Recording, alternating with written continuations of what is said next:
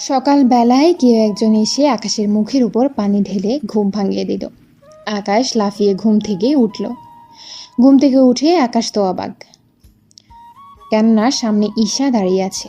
তা দেখে আকাশ বলে, এটা হতে পারে না, কিছুতেই হতে পারে না। আমি স্বপ্ন দেখছি না তো?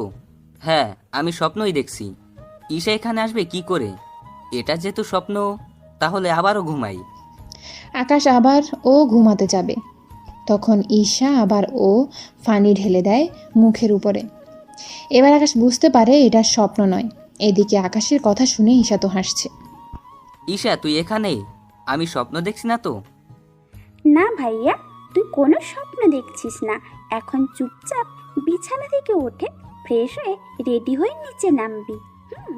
আমি তোর আজকে ভার্সিটিতে যাব, তাই এখনই তুই রেডি হয়ে নিচে নামবি, ওকে? আমি কোন ক্লাসে পড়ি আর তুই কোন ক্লাসে পড়স? তোর মাস্টার্স করছিস আর আমি অনার্স দ্বিতীয় বর্ষ। তাতে কি, এখন উঠবি কি না সেটা বল। উঠছি। এদিকে আকাশ ফ্রেশ হয়ে নিচে নেমে আসে। নাস্তা করে ঈশা আকাশের সাথে বের হয়ে যায়। আপনারা এখন ভাবছেন ঈশা কে, তাই তো? চিন্তা করবেন না, গল্পের সাথে থাকুন, বুঝতে পারবেন। ওরা ভার্সিটিতে আসলে অনেক মেয়ে আকাশের গাড়ির সামনে আসে আকাশের সাথে কথা বলার জন্য, কিন্তু ঈশাকে দেখে ওরা চলে যায় ওখান থেকে। ভালোই তো মেয়ে পাঠিয়েছিস। আরে, ওরা জাস্ট লাইন মারার জন্য এসেছে। চল তাহলে ভেতরে নিয়ে যা আমাকে। আকাশ ঈশাকে নিয়ে ভেতরে যায়। তখনই রনি ডাক। ওই আকাশ, এক এক দিন এক এক রকম আইটেম নিয়ে ভার্সিটিতে আসিস? এই কথা বলাতে আকাশ রনির কাছে গিয়ে ওর মুখে একটা ঘুষি দেয়। এতে করে রনির মুখ থেকে রক্ত পড়তে থাকে। বলেছিলাম না ওদের নিয়ে বাজে কথা বলবি না। এবার দেখ তোর কি হাল করি। এই বলে রনিও আকাশের মধ্যে মারামারি হতে থাকে। রনিকে বেশি মার খেতে দেখে ওর সাথে থাকা বাজে বন্ধুগুলো আকাশকে মারার জন্য আসে। আকাশ ওদেরকেও মেরে ওখানেই শুয়ে দেয়। প্রতিদিন মার খেতে তোর একটু লজ্জা করে না? এরপর থেকে যদি পাই। ঈশা, চল ভিতরে যাই। ওই মারামারি শেষ করে ওরা বাড়িতে চলে আসতে থাকে। বাড়ির দিকে কিছু দূর আসতেই দেখলো আরেক ঝামেলা। কেননা রকির চাচা মিস্টার কিবরিয়া পথ আটকিয়ে দাঁড়িয়ে আছে, তাই গাড়ি থেকে নেমে ওনার সামনে যায়। মিস্টার কিবরিয়া সাহেব, আপনার ভাতিজাকে সামলান, নয়তো এভাবে প্রতিনিয়ত মার খেতে খেতে একদিন না হয় মরেই যায়।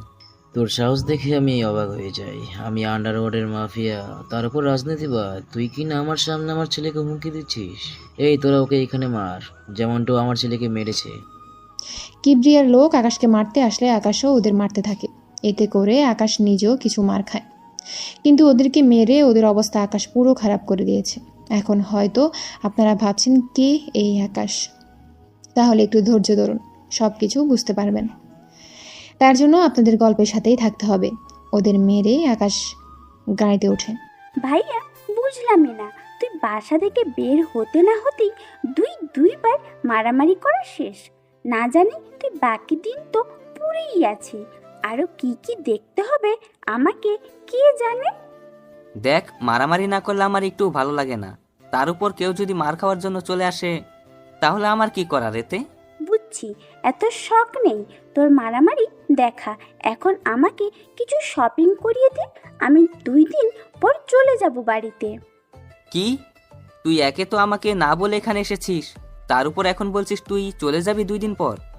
এমনটা হচ্ছে না। ওই দেখ, আমি একা যাব না ওখানে, বুঝেছিস? না, বুঝি নাই। কি? তুই একা যাবি না সে ব্যাপারটা। দেখ, তোর সাথে আমি এত ক্যাচাল করতে পারবই না। 2 দিন পর চলে যাব, তাই এই 2 দিন আমাকে তুই এই শহরটা ঘুরে দেখাবি, ওকে? এবং আমার যা যা লাগবে সব কিছু কিনে দিবি। দেখ, আমি তোকে কিনে দিতে তো মানা করিনি, তুই এসেছিস, আরো 1 মাস থাক। না ভাইয়া, সামনে পরীক্ষা, তাই বেশি দিন থাকতেই পারবো না। আকাশ কি করবে বুঝতে পারছে না, তাই ওখান থেকে একটা শপিং মলে যায়। ওখানে আকাশ ঈশার পছন্দ অনুযায়ী অনেক ড্রেস, কসমেটিক আরও অনেক কিছু কিনে দিতে থাকে। এদিকে ঈশাও আকাশের জন্য কিছু ড্রেস নেয়। আমার জন্য কেন? তুই চুপচাপ থাকতে পারছিস না? আকাশ চুপ হয়ে দাঁড়িয়ে থাকলো। সব কিছু নেওয়া হয়ে গেলে আকাশের কাছ থেকে কার্ড নিয়ে কাউন্টারে দিয়ে দেয়। ওনারা বিলে ডলারগুলো রেখে কার্ড দিয়ে দেয়। শপিং মল থেকে বের হয়ে আসে।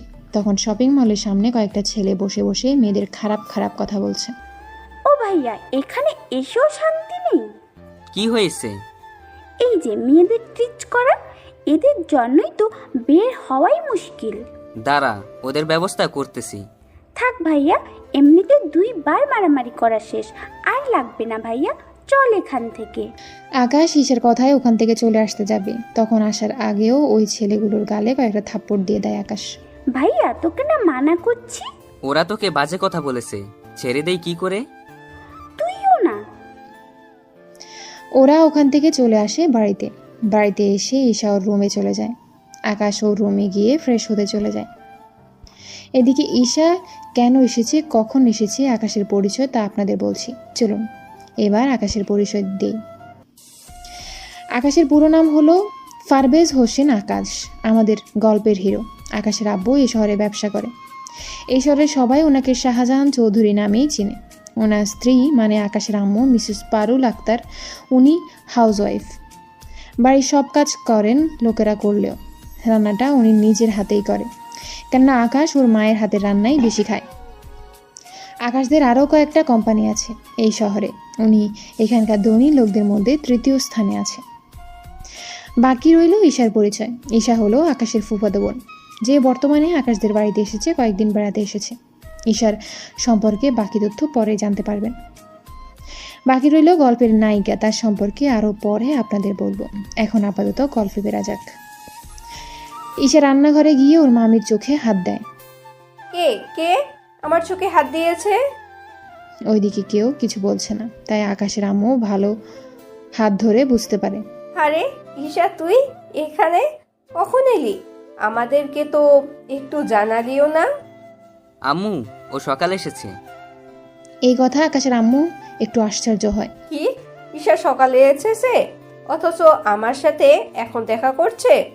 সকাল থেকে কোথায় ছিলি তুই? আম্মু তাহলে শোনো।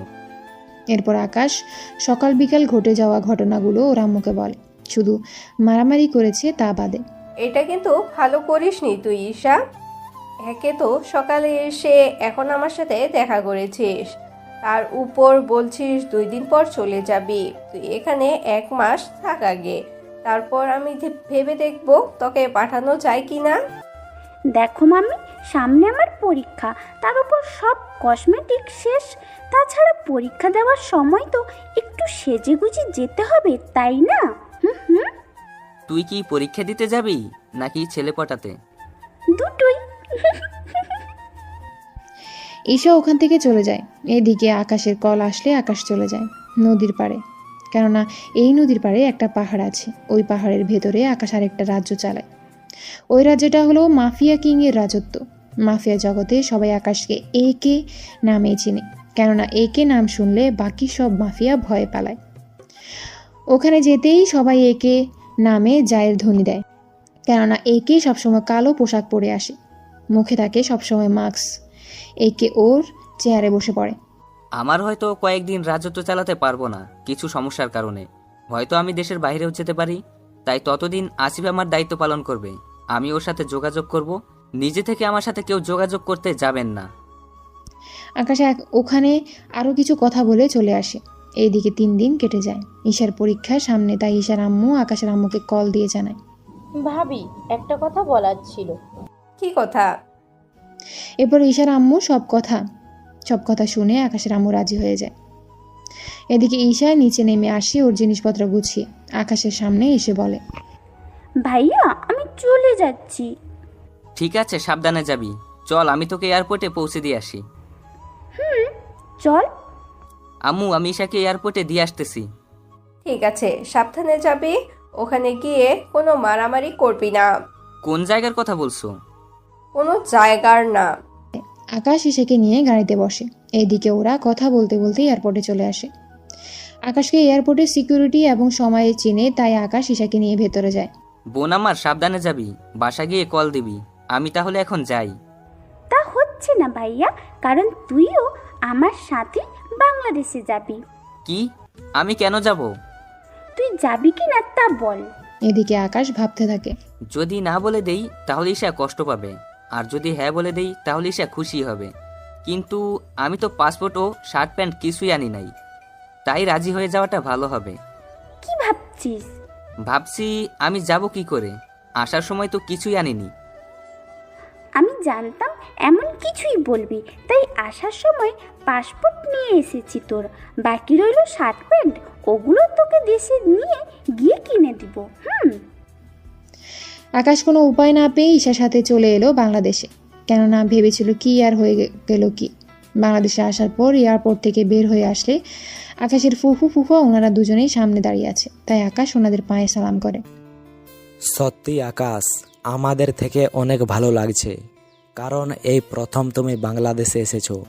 তাও ঈশা অনেক চালাকি করে নিয়ে এসেছে, তাও ভাবি না থাকলে তো সম্ভবই হতো না। ফুপা, এর জন্যই তো বলি পাসপোর্ট ওর কাছে কিভাবে এলো, কারণ পাসপোর্ট তো আম্মুর কাছে থাকে। ভাবি দিয়েছে। এখন কথা না বলে আয় আমাদের বাসায়। এদিকে আকাশ চলে আসে ঈশাদের বাসায়, কেননা এই প্রথম আকাশ এই বাড়িতে এসেছে। ছোট থাকতে একবার এসেছিল, তখন ঈশার বাবা মাও তো বড় লোক ছিল না। আকাশের আব্বু ওনাদের টাকা দিয়ে সাহায্য করায় আজকে ওনারা বাংলাদেশে শত শত কোটি টাকার মালিক। ফুপা, তোমাদের তো অনেক উন্নতি হয়েছে দেখছি। হ্যাঁ, তোমার আব্বু আমাদের সাহায্য করায় আজকে আমরা একটা ভালো অবস্থানে আছি। এখন ভিতরে যাও। আকাশ ওনাদের সাথে ভিতরে যায়। আকাশ ওখানে সোফায় বসে আছে, ওর ফুফা ফুফুদের সাথে কথা বলছে। এদিকে ঈশা ওর রুমে গিয়ে ফ্রেশ হয়ে নিচে নেমে আসে। ঈশা, ওকে ওর রুমটা দেখিয়ে দে। আকাশ, তুমি ফ্রেশ হয়ে নিচে নেমে আসো, তোমার ফুফু তোমার সব পছন্দের খাবার রান্না করেছে। আচ্ছা। আকাশ উপরে গিয়ে ফ্রেশ হয়ে নেয়। ঈশা একটা লুঙ্গি এনে আকাশকে দেয়। আকাশ ফ্রেশ হয়ে অনেক কষ্ট করে লুঙ্গিটা পরে বের হয়। এতে কাজের লোক হতে যারা দেখতেছে তারা সেই হাসছে। অনেক কষ্টে লুঙ্গিটা ধরে আকাশ খাবার খেয়ে নেয়। খাবার খেয়ে আকাশ ঘুমিয়ে পড়ে, কেননা রাত 11টা বেজে গিয়েছে। পরের দিন সকালে আকাশ ঘুম থেকে উঠে দেখে ওর পরনে লুঙ্গি নেই, তাই তাড়াতাড়ি করে লুঙ্গি খুঁজে পরে নেয়। এদিকে ঈশা তো দরজা খোলার জন্য তাগাদা দিয়েই চলেছে। আমি 30 মিনিট পর আসতেছি। ভাগ্য ভালো লুঙ্গির ভিতরে। উফ, নয়তো মান ইজ্জত সব শেষ হয়ে যেত। ঘুম থেকে উঠে আকাশ ফ্রেশ হয়ে নেয়। ফ্রেশ হয়ে নিচে নামে। ওখানে আকাশের ফুফু ও ফুফা ও ঈশা ওরা ছিল। তা আকাশ, এখানে থাকতে তোর কোনো অসুবিধা হয়নি তো? কি যে বলো না ফুপা, অসুবিধা হবে কেন? এখন অসুবিধা হচ্ছে এই লুঙ্গি নিয়ে, এটা সামলাতেই তো কষ্ট হয়। আকাশের কথা শুনে বাকিরা হেসে দেয়। চিন্তা করিস না ভাইয়া, তোকে আজকে আমাদের এখানে বড় শপিং মলে নিয়ে যাব। ওখান থেকে তোর জন্য ভালো ভালো দেখে পোশাক কিনে দিব। তা না হয় ঠিক আছে, কিন্তু তুই এখানে কেন? এমন পোশাকে কই যাবি? তোকে তো বলাই হয়নি আমি ভার্সিটিতেই যাব, তাই তুইও আমার সাথেই যাবি। ঠিক আছে, কিন্তু শপিং? আচ্ছা চল। ঈশা আকাশকে নিয়ে শপিংয়ে যায়। ওখানে আকাশের পছন্দ অনুযায়ী সব কিনে দিতে থাকে। আকাশের সব কেনা হয়ে গেল। ঈশা চল, হয়ে গেছে। আচ্ছা চল। এদিকে আকাশ শপিং মল থেকে বের হতে যাবে, তখন একটা মেয়ের সাথে ধাক্কা খেয়ে আকাশের ফোন পড়ে যায় হাত থেকে। ভিড়ের মধ্যে মেয়েটা আকাশের মোবাইল তুলে দেয়। মোবাইল তুলে দেওয়ার সময় আকাশ মেয়েটার হাতে একটা ট্যাটু দেখে। ট্যাটুটা দেখতে অনেক সুন্দর, তবে রং দিয়ে আঁকা হয়েছে। ভিড়ের মধ্যে আকাশ মেয়েটিকে হারিয়ে ফেলে। ওখান থেকে বের হয়ে আকাশ চলে আসে ঈশার সাথে ভার্সিটিতে। ভার্সিটির গেট দিয়ে ঈশা ওর গাড়ি নিয়ে ঢুকে। তখন অনেক ছেলে ঈশার দিকে তাকিয়ে থাকে, কেননা ঈশাও কম সুন্দরী না। কলেজের 80% ছেলে ঈশাকে পছন্দ করে। ওরা গাড়ি থেকে বের হওয়ার আগেই আকাশ দেখে চারদিকে সব ছেলেরা ওদের দেখছে। এইদিকে আকাশের মেজাজ তো অনেক খারাপ। প্লিজ ভাইয়া, এখানে এমন কিছু করিস না। এখানে ভালো ছেলেদের সাথে খারাপ ছেলেরাও থাকে। এখানে রাজনীতি পাওয়ারের কারণে ওরা এইসব করতে সাহস পায়। তাছাড়া তুই এখানে এসেছিস আমার সাথে ঘুরে দেখবি, কোনো ঝামেলা করার দরকারই নেই। ওই দেশে তোকে সবাই চেনে, কিন্তু এখানে কেউ চেনে না। এদিকে আকাশ ভাবে, এখানে এমন কোনো মাফিয়া নেই যে আমার নাম শুনেনি। নাম এখন নামছি। আকাশ ও ঈশা একসাথে নামে। তখন অনেক ছেলে মেয়ে ওদের দিকে তাকিয়ে আছে। ভাইয়া দেখছিস ওরা কেমন করে তাকিয়ে আছে? ওদের দিকে না তাকিয়ে ক্লাসরুমে চল। আকাশ ঈশার সাথে ওর ক্লাসরুমে চলে যায়। এদিকে আকাশ বসে আছে ছেলেদের সাথে। তখন অনেকেই রুমে ঢুকতে থাকে। হঠাৎই একটা ছেলে মার খেতে খেতে রুমে আসে, আর ওই ছেলেটাকে মারছে একটা মেয়ে। এই মেয়েটার নাম হচ্ছে রোজা চৌধুরী। রোজা ক্লাসরুমের ভিতরে আসে। প্লিজ ভাইয়া, আমাকে ওর হাত থেকে বাঁচান। ওরা আপনাকে মারছে কেন? কয়েকটা ছেলে ইচ্ছে করে মেয়েটার গার উপর আমাকে ফেলি, তাই মেয়েটা আমাকে। বুঝতে পেরেছি। এক্সকিউজ মি, গায়ে পড়ার জন্য কেউ একজনকে এভাবে মারে? আকাশের কথায় রোজা অনেক অবাক হয়, কেননা আজ পর্যন্ত কেউ রোজার সাথে এভাবে কথা বলেনি। সেই জন্য আমি ওকে কেন মেরেছি তা কি এখন তোর কাছ থেকে জানতে হবে? হবে। সামান্য গায়ের উপর পড়ার জন্য এভাবে কেউ কাউকে মারতে পারে? তা আপনাকে না দেখলে বুঝতাম না। তোর দেখি অনেক দরদ, তোকেও এর সাথে মনে হয় মারতে হবে। এদিকে ঈশা ব্যাপারটা বুঝে রোজাকে বলে যাতে করে ওর ভাইয়াকে কিছু না করে। এদিকে ঈশার একটা ভাই আছে, তার সবাই আজকে জানলো। বাহ ঈশা বাহ, তোর এমন একটা ভাই আছে, আগে তো দেখলাম না। তো কবে এটাকে আমদানি করলি নাকি? রোজা কথাটা বলে হাসতে যাবে, তার আগে আকাশের হাত গিয়ে রোজার গালে পড়ে। এতে পুরো রুমের ভিতর সবাই নিস্তব্ধ হয়ে যায়, এবং ঈশার সাথে বাকি সবাই একটু ভয়ে আছে, কেননা এখন রোজা ওর আব্বুকে কল দিবে। এরপর কি হবে না হবে আপনারা জানতে পারবেন। কি, তোর এত বড় সাহস, তুই আমাকে মারলি? আর একটা কথা বললে আরও একটা চর দিব। তোর সাহস দেখে অবাক হচ্ছি। প্লিজ রোজা আপু, ভাইয়াকে ছেড়ে দেন। ছেড়ে দিতাম, কিন্তু এখন দিব না, কারণ ও আমার গায়ে হাত তুলেছে। রোজা ওর বাবাকে কল দেয়, উনি কিছু লোক পাঠিয়ে দেয়। ওরা কয়েক মিনিটের মধ্যে রুমে এসে আকাশকে মারতে থাকে। আকাশ ওদের মারতে গেলে, এই তোরা ঈশাকে ধরে রাখ, এই ছেলেটা ওদের কিছু করলে ঈশা শরীরে হাত দিবি তোরা। ওরা কয়েকজন এসে ঈশাকে ধরে, তাই আকাশ ঈশার সামনের দিকে তাকিয়ে মার খেয়েই যাচ্ছে। ওরা মারতে মারতে মাঠের মধ্যে আকাশকে ফেলে দিয়ে চলে যায়। বলেছিলাম না আমার সাথে লাগতে আসিস না, এখন দেখলি তো কি হলো তোর। রোজা চলে যাওয়ার কিছুক্ষণ পর আকাশের সামনে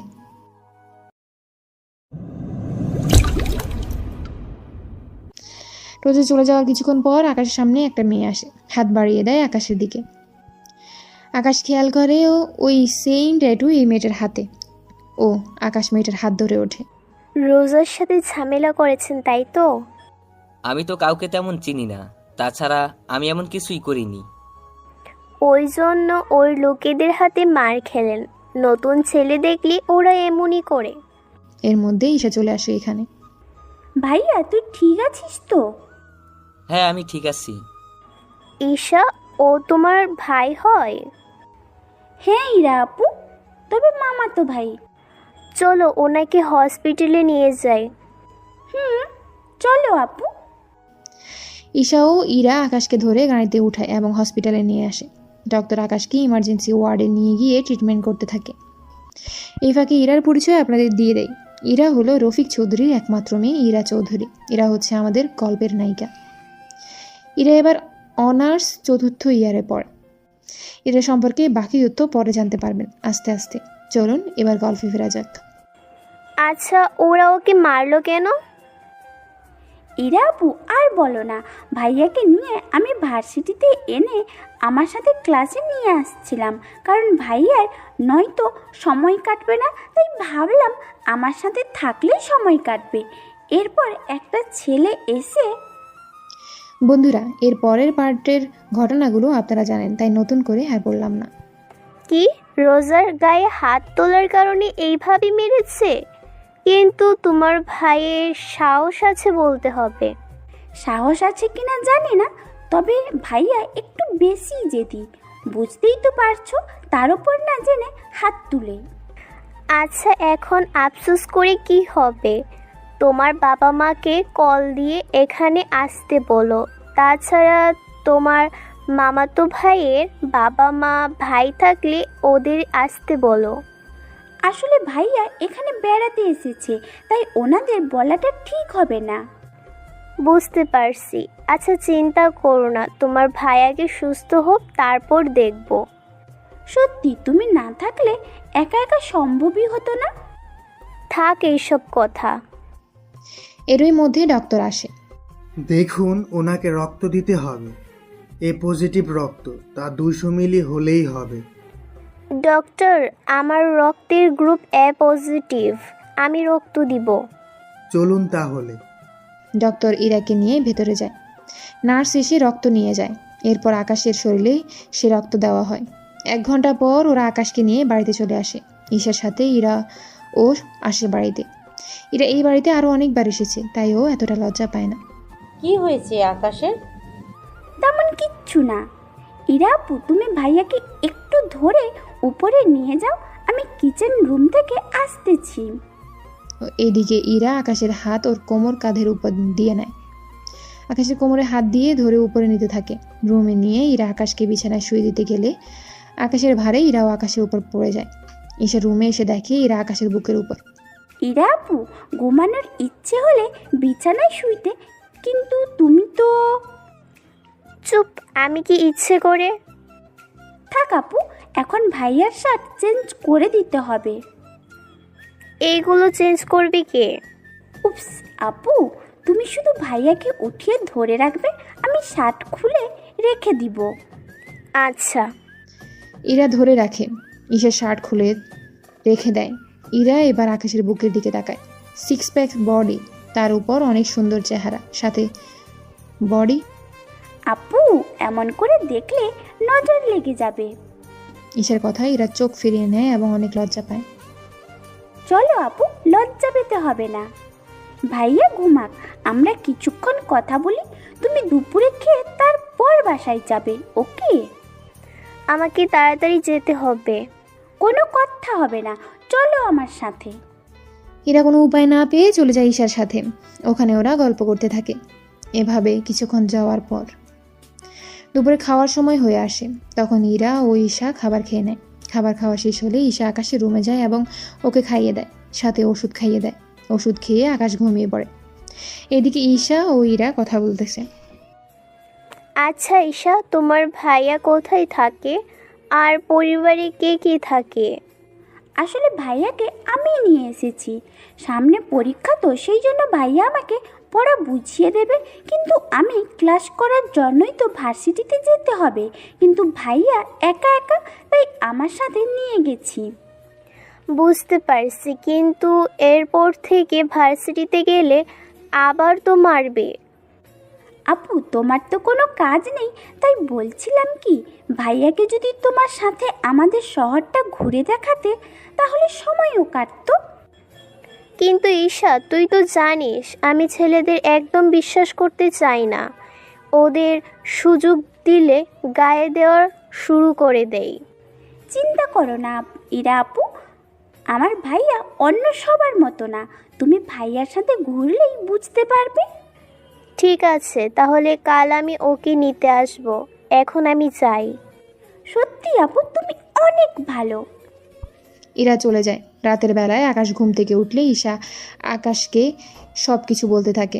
আকাশ প্রথমে না করেছিল, কিন্তু পরে রাজি হয়। পরের দিন সকালে ঈশা রেডি হয়ে ভার্সিটিতে যায়। এদিকে ইরা আসে আকাশকে নেওয়ার জন্য।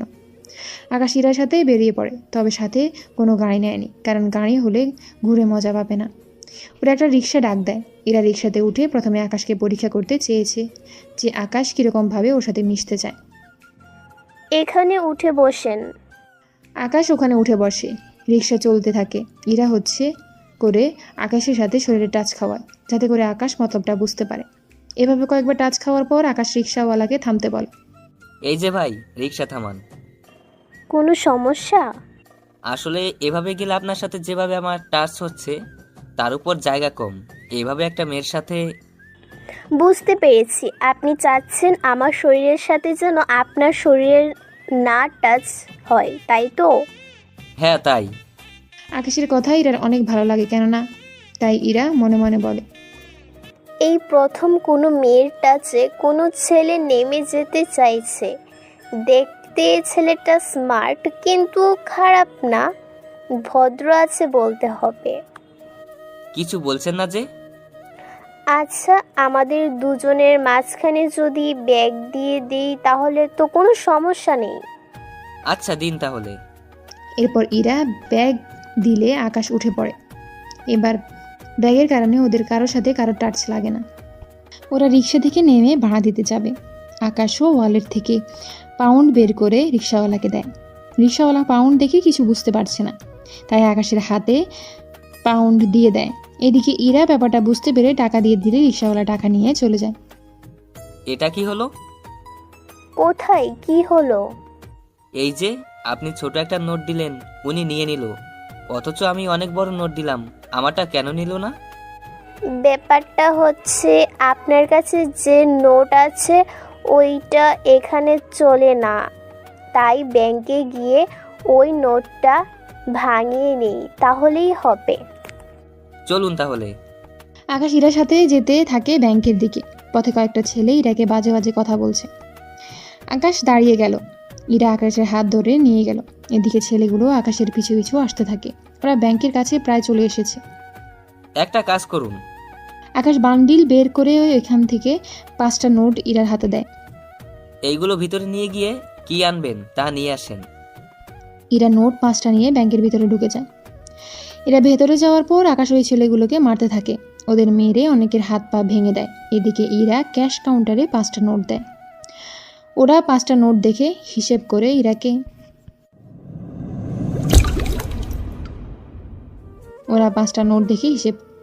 ইরাকে এক বিপ্রেস টাকা দেয়।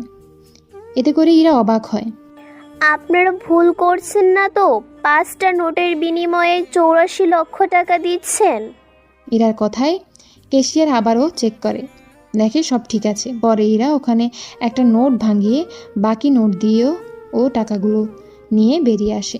এসে দেখে আকাশ দাঁড়িয়ে আছে, তাই ওর হাতে বাকি 4টা নোট দিয়ে দেয়। আকাশ ওইগুলো রেখে দেয়। এরপর বাকি টাকা আকাশের হাতে দিলে আকাশ ওইগুলো ওর ব্যাগে রেখে দেয়। কি ব্যাপার, বাকি 4টা নোট ফিরিয়ে আনলেন?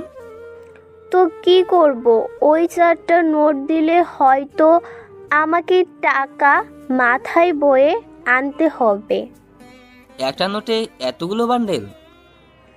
তাহলে চলেন পার্কে গিয়ে বসি। চলেন। এদিকে ইরা ভাবে, একটা নোটে 17টা বান্ডেল হলো। যদি এর কাছে টাকা পুরো বান্ডেল যদি টাকাই করি, তাহলে তো বড় বড় টার্কে করে টাকা নিয়ে ঘুরতে হবে। তবে যাই হোক, ছেলেটা অনেক সহজ সরল, সাথে অনেক ভদ্রও আছে। কিছু ভাবছেন কি? না, কিছু না, চলেন বসি। ওরা বসে পড়ে, তবে পাশাপাশি। যা আকাশের থেকে একটু আনইজি লাগছিল, তাই বারবার সাইডে চাপতে চাপতে পড়ে যায়। এতে ইরা হাসতে থাকে। আকাশ মাটিতে বসে ইরার হাসি দেখছে। সত্যি মেয়েটা অসাধারণ, কিন্তু সকাল থেকে আমার সাথে এমন কেন করছে? আরে পড়ে গেলেন কেন, উঠে বসেন বলে হাত বাড়িয়ে দেয়। আকাশ ইরার দিকে হাত বাড়িয়ে দিলে ইরা আকাশকে টেনে উঠাতে গেলে উল্টো আকাশের উপরে পড়ে যায়। সরি, আমি ইচ্ছে করে আপনার কোনো দোষ নেই। আসলে আমি মেয়ে হয়ে আপনাকে টেনে তুলতে পারি বলেন। এখন যদি আমার বুকের উপর থেকে সরে দাঁড়ান তাহলে আমি উঠতে পারি। এরা তাকিয়ে দেখে আকাশের বুকের উপরে, তাই তাড়াতাড়ি করে উঠে যায় এবং আকাশও উঠে যায়। আমার অনেক ক্ষুধা লেগেছে, কিছু খেতে পারলে ভালো হতো। ফুচকা খাবেন? ফুচকা কি? চলেন ওখানে গিয়ে বসে বসে খাই। ওরা ফুচকার দোকানে গিয়ে ফুচকা খেতে থাকে। অনেক মজার তো। আরো খাবেন? হ্যাঁ, খাবো। এরপর ফুচকা বানাতে থাকে, সাথে ওরা খেতে থাকে। এভাবে 30 প্লেট ফুচকা খাওয়া শেষ। আকাশ একটা বান্ডেল এগিয়ে দিয়ে বলে, ওনার বিল দিয়ে দিন। তাই বলো পুরো বান্ডেল দিয়ে দিবেন? আমি তো জানি না। নিন, আমি দিচ্ছি। ওরা বিল দিয়ে কিছুক্ষণ গল্প করতে থাকে। এর মধ্যে ঈশা কল দিলে ইরা ওখান থেকে উঠে পাশে গিয়ে কথা বলে। ইরা আপু, কোথায় আপনি? এই তো আমরা শাহবাগ রমনা পার্কে। কেন বলতো? না, ভেবেছিলাম আড্ডা দেব, কিন্তু এখন তো আর হচ্ছে না, তাই। আচ্ছা, তোর ভাই দেখি কিছুই বোঝে না। আজকে আমাকে টাকা ভাঙাতে ব্যাংকে পাঠায়। এরপর কি হয়েছিল তা তো আপনারা সবাই জানেন, তাই নতুন করে কিছু বলার নেই। আসলে ভাইয়া প্রথম এই দেশে এসেছে তো, তাই টাকা সম্পর্কে কিচ্ছুই জেনে না। আপনি একটু দেখিয়েন, নয়তো এই 17 বান্ডেল আজকে হয়তো দেখবেন শেষ করে ফেলেছে। একটু আগে ফুচকা খেয়েছিলাম, ওখানে পুরো 1 বান্ডেল টাকা দিয়ে দিল। তার উপর রিক্সাওয়ালা কি এই দেশের ডলার দিচ্ছিল। রিক্সাওয়ালা যদি নিয়ে নিত, তা যদি ব্যাংকে দিত, তাহলে ওই 17 লাখ টাকা পেয়ে যেত। আচ্ছা, ভাইয়া এখন কোথায়? ওই তো বেঞ্চে বসে আছে। কথাটা বলে তাকিয়ে দেখে আকাশ নেই, তাই কল কেটে দিয়ে খুঁজতে থাকে। কিছু দূর গিয়ে দেখে আকাশ কতগুলো পথ শিশুদের হাতে একটা করে টাকার বান্ডিল দিচ্ছে। 5টা শিশুদের হাতে 5টা বান্ডিল। পাশে ওদের বাবা মা এগিয়ে আসছিল। তখন ইরা ওনাদের বলে, দেখুন উনি এই দেশে থাকে না, তাই না বুঝে দিয়েছে। এখন ওই টাকা দিয়ে ছোট খাটো একটা দোকান দিবেন, এইভাবেই ওদের হাতে ভিক্ষা করাবেন না। ওনারা ইরার কথা শুনে চলে যায় ওখান থেকে। ওই দিন ওরা ঘোরাঘুরি করে ইরা আকাশকে বাসার সামনে নামিয়ে দেয়। ভিতরে যাবেন না? আজ না, সকালে আমি আবার আসব। তাহলে আমি রেডি হয়ে থাকবো। এই নিন, এইগুলো আপনি রাখেন। আমাকে কেন দিচ্ছেন? আসলে আমি তো জানি না কি করে খরচ করতে হয়, তাই আপনি সাথে থেকে খরচ করবেন। আমি কিছুটা রেখেছি নিজের কাছে। একটা বান্ডেল দিয়ে বাকিগুলো বাসায় রেখে দিবেন, আর আপনি একটা বান্ডেল নিয়ে কাল বের হবেন। আচ্ছা, তাই হবে। আকাশ বাসার ভেতরে ঢুকে নিজের রুমে গিয়ে ফ্রেশ হয়। অন্যদিকে ইরা ওর বাসায় চলে আসে। আকাশ সন্ধ্যের সময় নিচে নামে। ফুপু, কিছু খেতে দাও। অনেক খিদে পেয়েছে তোর, তাহলে বস, আমি খাবার দিচ্ছি। দাও। সন্ধেবেলায় আকাশ নাস্তা করে বের হয়, একটু আশেপাশে দেখবে বলে বাড়ি থেকে বের হয়। বের হয়ে রাস্তার মাঝে আসে, তখন রোজার সাথে আকাশের দেখা হয়। কিরে, এত তাড়াতাড়ি কি করে ভালো হয়ে গেলি? কেন, খারাপ থাকলে খুশি হতেন নাকি? এই তুই আবার ও শুরু করে দিয়েছিস? ওই দিন আমার বোনের জন্য কিছু করিনি, আজকে যদি কিছু করার চেষ্টা করিস তো এখানেই তোকে উচিত শিক্ষা দিব। আকাশের কথা শুনে রোজা হাসতে থাকে। কি, তুই আমাকে মারবি? এত সাহস তোর? তুই জানিস না আমি কে, কি করতে পারি আমি। আর তুই জানিস না আমি কে, তা এখন পট আটকে না দাঁড়িয়ে সামনে থেকে সর। বুঝেছি, আজকেও তোকে একটা মার দিতেই হবে। এই তোরা ওকে খাতির যত্ন কর। রোজার কথায় ওর লোকজন আকাশকে মারতে আসে, কিন্তু আজকে আকাশ ওদের সবাইকে মেরে মেরে ওখানেই শুয়ে দেয়। ওরা অনেক চেষ্টার পরেও কোনো কিছু করতে পারেনি। সবাই মার খেয়ে মাটিতে শুয়ে আছে। বলেছিলাম না আমার পিছনে লাগতে আসবেন না? এখন বুঝতে পাচ্ছেন আমি কি জিনিস? এবার আপনার পালা। আমার পালা মানে? বারে, ওই দিন যা পারিনি তা আজকে তো করতেই হবে। কি করবেন? আকাশ রোজার সামনে আসে। ওখানে এসে রোজাকে আবারও একটা থাপ্পড় দেয়। থাপ্পড় খেয়ে রোজার গালে হাত দিয়ে দাঁড়িয়ে আছে। ও সময় ওখানে লিমন আসে। আপনারা হয়তো অনেকে লিমনকে ভুলেই গেছেন। লিমন হচ্ছে সেই ছেলে যাকে মারার জন্য আকাশ ওদের সাথে মারামারি করে। ভাইয়া আপনি এখানে? আর রোজা আপু আপনিও এখানে? ওই আমি এখানে কি জন্য এসেছি তা কি তোকে বলতে হবে? না আপু, আমি তো এমনিই বললাম। ভাইয়া আপনি এত রাতে এখানে? তার উপর রোজা আপু আপনাকে কিছু করে নাই তো? আমার কিছু হয়নি, তুমি এখন যাও। লিমন ওখান থেকে চলে যায়। লিমন চলে যাওয়ার পরে আকাশ রোজার কাছে যায়। তাহলে একটা কথা বলি, মেয়ে হয়ে এইসব করা ঠিক না। মেয়েদের শাড়িতেই মানায়, এইসব ড্রেসে না। তাই ভালো হয়ে যান। এইসব মারামারি করে কি লাভ আপনাদের? শুধু একটু পাওয়ার ছাড়া জীবনে কিছুই পাবেন না। তার উপর সবাই আপনাকে খারাপ ভাববে। এতে করে আপনার কাছের লোকগুলো আপনাকে খারাপ চোখে দেখবে। আমি যা বলেছি ওইগুলো একটু ভেবে দেখবেন। আকাশ ওখান থেকে চলে যায়। এদিকে রোজা ভাবতে থাকে, কে এই ছেলে যে আমাকে একটুও ভয় পায় না? ঈশা তো বলেছিল ওর মামাতো ভাই, কিন্তু এই ছেলেকে দেখে তো একটুও আমাদের দেশের মনে হচ্ছে না। তাহলে কি রহস্য আছে এই ছেলের মাঝে? তা আমাকে খুঁজে বের করতেই হবে। রাতে আকাশ বাড়ি ফিরে আসে। ফিরে এসে ঈশার সাথে কথা বলতে থাকে, কেননা আজকে কি করেছে না করে সব রকমের কথা আকাশ ঈশাকে বলতে থাকে।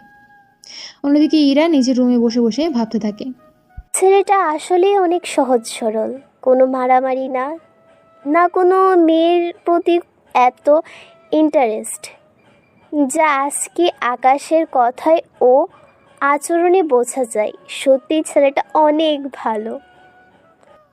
ইরা কথাগুলো বলতে থাকে। তখনই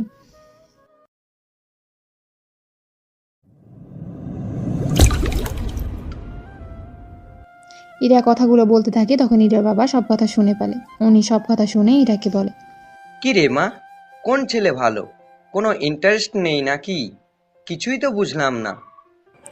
তোমাকে কিছু বুঝতে হবে না আব্বু, অনেক রাত হয়েছে, তুমি আবার ঘুমাও। আমি তোকে একটা কথা বলার জন্য এসেছি।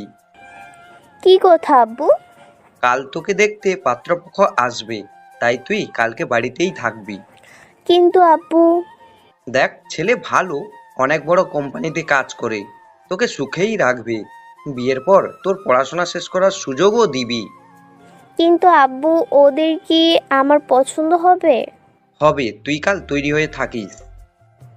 ঠিক আছে আপু। তাহলে আমি আসি, তুই এখন ঘুমা। এদিকে ইরার আব্বু চলে গেলে ইরা ঈশাকে কল দিয়ে জানিয়ে দেয় কাল আসতে পারবে না। পরের দিন সকালে আকাশ বসে আছে, কিন্তু এখনও ইরা আসেনি, তাই আকাশ অপেক্ষা করতে থাকে।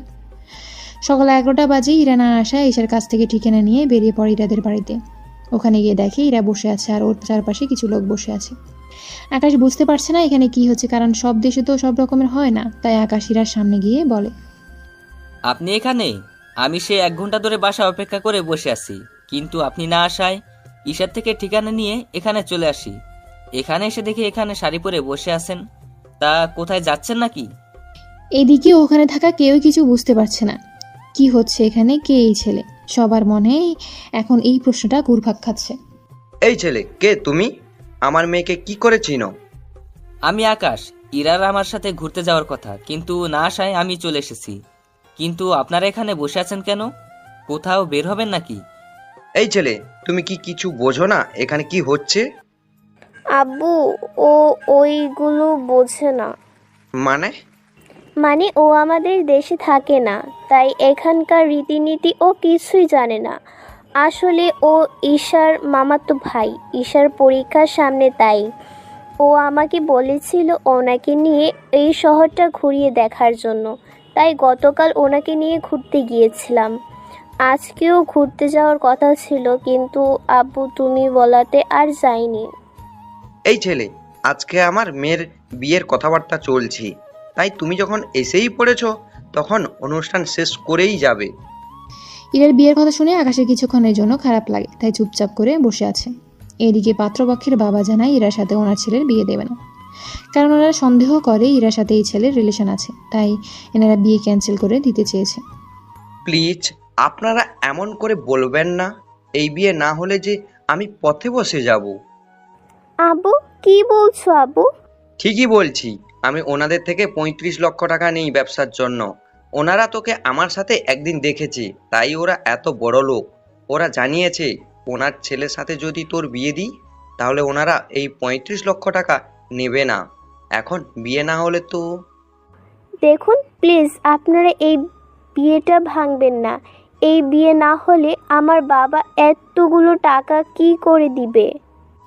এরা অনেক রিকোয়েস্ট করার পরও ওরা কোনো কথা শুনলো না। তখন আকাশ বলে, দেখুন, আমার জন্য আপনাদের মধ্যে ঝগড়া হচ্ছে, এইটুকু আমি বুঝতে পেরেছি। শুধু আঙ্কেল এইটুকুই বলবো, যে ছেলের সাথে আপনার মেয়ের বিয়ে দিতে চাইছেন ওই পরিবার এখনই আপনাদের কথা বিশ্বাস করতে চায় না। তাহলে একবার ভেবে দেখেন সে ছেলে বিয়ের পর কি করবে। তাই আপনি চিন্তা করবেন না, আমি দিয়ে দিচ্ছি টাকাগুলো। আপনি কেন টাকা দিবেন? দেখুন, আপনি অনেক ভালো একটা মেয়ে, আমি চাই না এরকম একটা ছেলেকে বিয়ে করে নিজের জীবনটা এইভাবে নষ্ট করে দেন। তাই টাকাটা না হয় আমি দিয়ে দিব, কিন্তু আমার কাছে তো কোনো ক্যাশ নেই, নোট ছাড়া। ইরা না করে দেয়। আকাশ অনেকবার বোঝানোর পর ইরা রাজি হয়ে যায়। তাই ইরা রুম থেকে 1 লক্ষ টাকার বান্ডেলও আকাশের কাছ থেকে ওর দেশে 2টা নোট বের করে নেয় এবং পাত্রের বাবার হাতে নোট দিয়ে বলে, এই নিন টাকা। এখানে এই 2টো নোট 40 টাকা, যা আমাদের দেশের 35 লাখ টাকার বেশি হবে। বাকি এই 1 লক্ষ টাকার সুদ। এইবার বুঝতে পেরেছেন? ওর কাছে টাকা সামান্য 2টা নোট দিয়ে যদি আপনার সব ঋণ শোধ হয়ে গেল, তাহলে বুঝে দেখেন ওর কাছে এই একটা বান্ডেল হলে কত টাকা থাকতে পারে, তা ক্যালকুলেটরে দিয়েও গণনা করতে পারবেন না। ও শুধু মাত্র এই 2 মাস খরচ করবে বলে এনেছিল। যদি ও আমাদের দেশি টাকা সম্পর্কে কিছু বুঝতো না, ও যদি জানতো, তাহলে ও একটা নোট দিয়ে আপনাদের মতো পরিবার 4-5 মাস খাওয়াতে পারে। তাহলে ওর সাথে করে এতগুলো টাকা আনতো না। কিন্তু কারোর অপমানের প্রতিবাদ করতে ঠিকই বুঝে। তাই আপনারা এবার আসতে পারেন। ওনারা ব্যাপারটা বুঝতে পেরে বের হতে যাবে, তখন ইরা বলে, আসল কাজটাই তো আপনাদের দেখানো হয়নি। কথাটা বলে ইরা ওখানে সবার সামনে আকাশকে জড়িয়ে ধরে, সাথে সবার সামনে আকাশকে চুমু দেয়।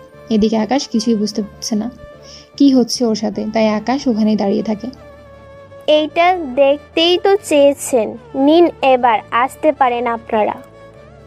ওনারা টাকা নিয়ে চলে যায়। ওরা যাওয়ার পর ইরা আকাশের হাত ধরে সোফার উপরে বসে। এখন ইরার আব্বু কিছু বলছে না। এইখানে বসেন, আমি ড্রেস চেঞ্জ করে আসছি, তারপর বের হব। আচ্ছা, এরকম ভাবে বের হওয়া যায় না? কেন বলুন তো? আসলে এরকম আপনাকে অনেক সুন্দর লাগছে। কিন্তু আপনাকে খারাপ লাগছে? আমাকে দেখতে খারাপ লাগছে কেন? ইরা আকাশের মুখে লেগে থাকা লিপস্টিকের দাগ মুছে দেয় ওর শাড়ির আঁচল দিয়ে। যদিও তখন ইরার বাবা ওখানে ছিল না, উনি নিজের রুমে চলে গেছেন। এখন ঠিক আছে, চলুন এবার তাহলে ঘুরতে যাই। আচ্ছা চলুন। ইরা আকাশের হাত ধরে বাড়ি থেকে বের হয়ে আসে। ওরা এখান থেকে একটা রিক্সা নেয়। রিক্সায় ওরা দুজনেই বসে পড়ে। রিক্সায় বসে ইরা আকাশের কাঁধে মাথা রাখে। যদিও আকাশ একটু দূরে সরে বসতে চেয়েছিল, কিন্তু ইরা তাতেই কাছে এসে বসতে চাইছে। ইরা আকাশের এক হাত ধরে রেখেছে ওর সাথে, আর আকাশের কাঁধে মাথা রেখে বসে আছে। এদিকে আকাশের কেমন যেন ভালো লাগা কাজ করছে। ওই দিন ওরা ভার্সিটিতে যায়। ওখানে অনেকে আজকে ইরার দিকে তাকিয়ে আছে, কেননা ইরা আজকে অনেক সুন্দর করে সেজেছে। তাই আকাশ আর ইরা অনেকগুলো কাপল ছবি তুলে নেয়। আকাশ এই ছবিগুলো ওর বাবা মাকে পাঠিয়ে দেয়। সবাই আপনার দিকে যেভাবে তাকিয়ে আছে, এই নিন, এটা মুখে লাগিয়ে নিন। ইরার ওর মুখে একটা মাস্ক পরে নেয়। এদিকে রোজা এখানে চলে আসে। কি রে, গতকাল আমাকে থাপ্পড় মেরে এখন অন্য মেয়েকে নিয়ে এখানে এসেছিস? তোকে তো আমি দেখে নিব। ওই সময় ওখানে এসে চলে আসে। দেখুন রোজা আপু, ভাইয়াকে কিছু করবেন না। ভাইয়া এমনিতেই কাল দেশে ফিরে যাবে, তাই প্লিজ আপু ভাইয়াকে কিচ্ছু করবেন না। এদিকে আকাশ কাল চলে যাবে শুনে ইরার অনেক খারাপ লাগে। ওই সময়ে রোজা ঈশাকে কিছু জিজ্ঞেস করে। ঈশা রোজার প্রশ্নের উত্তর দিয়ে দেয়। আকাশ ওই দিন ইরাকে ওদের বাড়িতে পৌঁছে দিয়ে চলে আসে ওর পুকুর বাসায়। ওখানে আকাশ নিজে সব কিছু গুছিয়ে নেয়, কেননা কাল চলে যাবে সেই জন্য। এদিকে ইরা তো ওর রুমে কান্না করতে করতে শেষ, কেননা আকাশ চলে গেলে কবে আসবে তা আকাশ নিজেও জানে না। পরের দিন সকালে আকাশ ইরাদের বাড়িতে আসে। ওখানে আকাশকে দেখে খেয়ে ওনারা একটু অবাক হয়। আকাশ ওনাদের সবাইকে ডেকে নিয়ে সবার সামনে বলে, আঙ্কেল, আন্টি, আমি ইরাকে আমার সাথে নিয়ে যেতে এসেছি আমার দেশে। ও আমার সাথে ওখানেই থাকবে, আর আমি ওকে বিয়ে করতে চাই। এখন আপনারা রাজি থাকলে আমি আজকেই ওকে নিয়ে যাব। ইরা রাজি থাকলে আমার কোনো আপত্তি নেই, কিন্তু বিয়ের আগে তোমার সাথে ওই বাড়িতে থাকলে লোকে... আঙ্কেল, আমাদের ওখানে কোনো সমস্যা নেই। তাছাড়া ওখানেও আম্মুর সাথে অথবা একা একটা রুমেও থাকতে পারবে। ঈশার পরীক্ষা শেষ হতে আরও 10 দিন বাকি আছে। 10 দিন পর আমাদের বিয়ে হবে। আপনারা দুজন ঈশার সাথে কথা বলে ফুপু ও ফুপা ওনাদের সাথে চলে আসবেন আমাদের বাড়িতে। আর আমি ওকে এখন নিয়ে যাব। এখানে থাকলে ওই ছেলেটা ইরার ক্ষতি করতে পারে। এদিকে ইরা রাজি হয়ে যায়। ইরা ওর সব জামা কাপড় নিয়ে আকার সাথে বেরিয়ে পড়ে। ওদের বিদায় জানানোর জন্য বাড়ির সবাই এয়ারপোর্টে চলে এসেছে। ইরা ওর বাবা মাকে ধরে কান্না করছিল। দেরি হয়ে যাওয়াতে আকাশ ইরাদের নিয়ে ভিতরে ঢুকে।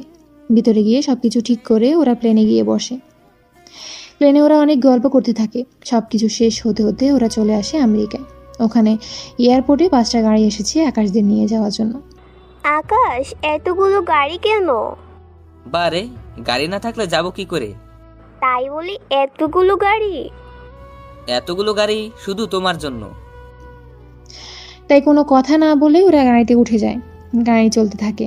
এরা আকাশকে জড়িয়ে ধরে ওর কাঁধে মাথা রাখে। এভাবে এরা ঘুমিয়ে যায় কিছুক্ষণের জন্য। 1 ঘন্টা পর ওরা একটা রেস্টুরেন্টের সামনে এসে নামে। এরা ঘুম ভাঙায় আকাশ। আমরা কি চলে এসেছি? না। তাহলে এখানে এসে থামলে যে? এখান থেকে কিছু খেয়ে তারপর আবার রওনা দিব। আর 2 ঘন্টা লাগবে যেতে, তাই ভাবলাম কিছু খেয়ে যাই। তার উপর সন্ধ্যা হয়ে গিয়েছে, তাই এখন চলো ভিতরে যাই। একটা কথা বলবো? কি কথা বলো? আমি এইভাবে ভিতরে গিয়ে খেতে পারবো না, তাই খাবার যদি এখানে নিয়ে আসতে। ও, এই ব্যাপার, চিন্তা করো না, আমি ওদের বলে দিচ্ছি, ওরা আমাদের জন্য খাবার নিয়ে আসবে। তুমি এখানে কেন খাবে? তুমি ভিতরে খেয়ে আমার জন্য খাবার নিয়ে আসো। তুমি যখন ভিতরে খাবে না, তখন আমি আর ভিতরে গিয়ে কি করব? তাই কোনো কথা না। ওদের খাবার আনতে বললে ওরা প্রয়োজনীয় সবকিছু নিয়ে আসে গাড়িতে। গাড়িতে ওরা দুজনে খেতে থাকে। আকাশ ইরাকে খাইয়ে দিচ্ছে আর ইরা আকাশকে। ওরা দুজনকে খাওয়ানো শেষ হলো। আচ্ছা, তোমার বাবা মা কি আমাকে পছন্দ করবে? ওনারা পছন্দ করেছে বলেই তো তোমাকে নিয়ে যাচ্ছি বাসায়। কি, ওনারা কখন দেখলো আমাকে? আমি ছবি দিয়েছিলাম যেদিন তোমাদের বাড়িতে যাই, ওই দিনের পর তো আমরা ঘুরতে গিয়েছি, তখন যে ছবিগুলো তুলেছি ওইগুলো। এরপর বাবা মা তোমাকে পছন্দ করেছে। আমি তো ভেবেছি আমি এখানে এসে ঈশার পরীক্ষার পর গিয়ে তোমাকে নিয়ে আসবো, কিন্তু তা তো আর হলো না। তাই ভাবলাম তুমি রাজি হলে আজকেই নিয়ে আসবো। প্ল্যানিং তাহলে আগ থেকেই করে রেখেছো? হুম। রাত 8টা ওরা বাড়িতে ঢুকে। আকাশদের বাড়ির চারদিকে বিভিন্ন রঙের লাইট জ্বলছে, দেখতে জাস্ট অসাধারণ। আকাশের আম্মু উনি দরজা খুলে নিজের ছেলের হবু বউকে ঘরে তুলে নেয়। ইরা আকাশের মাকে জড়িয়ে ধরে ভিতরে চলে যায়। আসতে কোনো অসুবিধা হয়নি তো মা? না আন্টি, কোনো অসুবিধা হয়নি। আকাশ, তাহলে বৌমা কি একা শোবে না তোর মায়ের সাথে শোবে? আঙ্কেল, আমি আন্টির সাথেই ঘুমাবো। তাহলে আমি কোথায় ঘুমাবো? কেন আঙ্কেল, বাড়িতে কি আর কোনো রুম নেই? ইরা, এই বাড়িতে মোট 15টা রুম আছে। আব্বু তো আম্মুকে ছাড়া ঘুমায় না, তাই। তাহলে আমি বরং একাই শোবো ওই কয়েকদিন। ঠিক আছে, এখন তোমার রুমটা দেখিয়ে দিচ্ছি। তুমি ফ্রেশ হয়ে রেস্ট নাও, সকালে কথা হবে। তাই হবে। আকাশ ইরাকে নিয়ে রুমে চলে যায়। ইরাকে একটা রুম দেখিয়ে দেয়। ইরা রুমে গিয়ে ফ্রেশ হয়ে ঘুমিয়ে পড়ে। এদিকে আকাশ রুমে এসে ভাবতে থাকে। কখনো ভাবিনি বাংলাদেশে গিয়ে কোনো মেয়েকে ভালো লেগে যাবে। যাও একজনকে পেলাম, অনেক কিউট একটা মেয়ে, সত্যি অনেক ভালো মেয়েটা। এখন শুধু বিয়েটা হলেই আর কিছু লাগবে না। পরের দিন সকালে বাংলাদেশের মধ্যে ভার্সিটিতে রোজা যায়। ওখান থেকে রোজা ঈশাকে দেখতে পায়, তাই ওর কাছে যায়। আয় ঈশা, এদিকে আয়। জি আপু, বলেন। তোর ভাইয়া কই? কেন, ভাইয়াকে দিয়ে কি করবেন? হুম, কোথায় আছে তা বল। ভাইয়া ওনার বাড়িতেই চলে গেছে। বাড়িতে গিয়েছে মানে? বাংলাদেশের কোন জেলায় ওর বাড়ি? ভাইয়া বাংলাদেশের বাইরেই থাকে। এরপর ঈশা রোজাকে ডিটেইলি সবকিছু বলে দেয়। ঈশা সবকিছু বলে ওখান থেকে চলে যায়। এদিকে রোজা বাড়িতে এসে জানায় যে ও আমেরিকা যাবে। ওর কথায় ওর আব্বু রাজি হয়ে গেল। এদিকে সকাল 11টায় এরা ফ্রেশ হয়ে বারান্দার বাইরে যায়। ওখানে গিয়ে তো এরা পুরোই অবাক, কেননা এখান থেকে পুরো সমুদ্র দেখা যায়, তার উপর সবুজ শ্যামল পরিবেশ, যা ইরার থেকে অনেক ভালো লাগে। ইরা নিচে নেমে আরও বেশি অবাক হয়, কেননা ইরা বাড়িটাকে যতটা ছোট মনে করেছিল, বাড়িটা ওর থেকে 5 গুণ বড়। ইরা নিচে নেমে আসে, ওখানে দেখে আকাশের আম্মু বসে আছে, তাই ইরা আকাশের আম্মুর কাছে যায়। আন্টি, একটা কথা বলার ছিল। কি কথা এরা? আকাশ কোথায়? তাছাড়া আমার অনেক ক্ষুধাও লেগেছে। আকাশ সকালে কোথায় যেন বেরিয়ে গেল, বলেছে দুপুর 2টা বা 3টার মধ্যে আসবে। এরপর তোমাকে নিয়ে ঘুরতে যাবে। এখন চলো তোমাকে খেতে দেই। ইরা ড্রয়িং রুমে যায়, ওখানে খাওয়া শেষ করে আকাশের আম্মুকে বলে, আন্টি, আমি বাড়িতে কল করব, কিন্তু কিভাবে কল দিব বুঝছি না। আর তার উপর গল্প করার মতো কেউ নেই। বাড়িটা একটু ঘুরে দেখতাম। আগে তোমার বাবা মায়ের সাথে কথা বলো, তারপর এই বাড়িটা আমি তোমাকে ঘুরিয়ে দেখাবো। ঠিক আছে আন্টি। বারবার আন্টি না বলে আম্মু বলে ডাকবে। এখন তুমি কথা বলো। আকাশের আম্মু ওখান থেকে চলে আসে। এদিকে ইরা ওর বাবা মায়ের সাথে কথা বলতে থাকে। কথা বলা শেষ হলে আকাশের আম্মু পুরো বাড়িটা ইরাকে ঘুরে ঘুরে দেখায়। সবগুলো রুম চেক করা শেষ, শুধু একটা রুম বাকি আছে। আম্মু, এই রুমটা কার? এই রুমে আকাশ থাকে। ও ফিরলে তখন রুমটায় দেখে নিও। আচ্ছা, আমি তাহলে আমার রুমে ঢুকে টিভি দেখি। এদিকে আকাশ ওর আস্তানায় চলে আসে। ওই দিকের কোনো খবর পেলে? বস, একটা গোপন খবর পেয়েছি। কি খবর? বস, মিস্টার কিবরিয়ার মেয়ে আমাদের দেশে আবারও ফিরে আসবে, তবে কিবরিয়া আসবে না। কিন্তু কিবরিয়ার মেয়েকে আমরা চিনব কি করে? বস, ওটাই একমাত্র বড় সমস্যা। আচ্ছা, তোমরা খবর লাগাও, আমি এখন বাসায় যাচ্ছি। অন্যান্য দিকটা সাবধানে সামলাবে। ঠিক আছে বস। আকাশ ওখান থেকে চলে আসে। দুপুরের দিকে আকাশ বাড়িতে এসে ফ্রেশ হয়ে ইরার কাছে যায়। ইরা, তুমি রেডি হয়ে নাও, আমরা কিছুক্ষণ পর বের হব। হ্যাঁ, এই ড্রেসটা পরবে। ঠিক আছে, পরবো। আকাশ ওর রুমে গিয়ে অপেক্ষা করতে থাকে। কিছুক্ষণ পর ইরা রেডি হয়ে আকাশের রুমে এলো। এটাকে দেখতে অনেক সুন্দর লাগছিল, এক কথায় অসাধারণ। আকাশ তো চোখই ফেরাতে পারছে না। কি দেখো মন করে? তোমাকে ছাড়া অন্য কাউকে দেখছি না। আমাকে কি আগে কখনো দেখোনি? দেখেছি, কিন্তু এইভাবে দেখিনি। রুমে আসো, তোমাকে রুমের ভিতরটা দেখাই। এরা রুমের ভেতরে গেলে আকাশ ইরাকে রুমের ভেতরও বারান্দাও দেখাতে থাকে।